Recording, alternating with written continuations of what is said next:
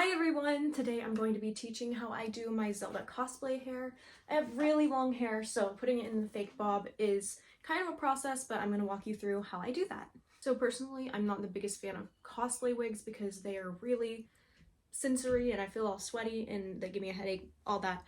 Sometimes I will make the sacrifice, but not this time. So the first thing I do is I grab this braided headband that looks like my hair color and basically put it on like this,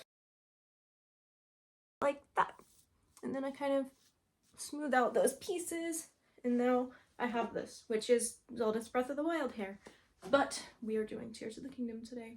So basically what I do is I kind of wrap the end around my hand, kind of tuck it into the elastic band right here.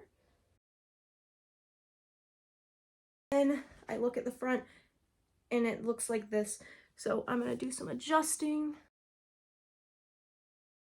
Sometimes for extra security, you get a clear hair claw and I clip it to the back of my head. You can use some of these strands back here to kind of cover up the hair claw.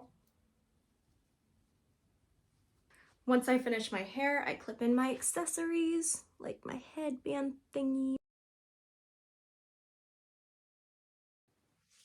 And there you have it. I definitely suggest giving this a try because I love wearing my natural hair with cosplays because I feel like it gives my own personalized look to the cosplay and my own twist on the character. That's it for today's video. If you enjoyed this video, please leave a like and consider subscribing. If you want me to post more cosplay tips, tutorials, or anything like that, leave a comment below what you want to see. Thank you for watching. Bye!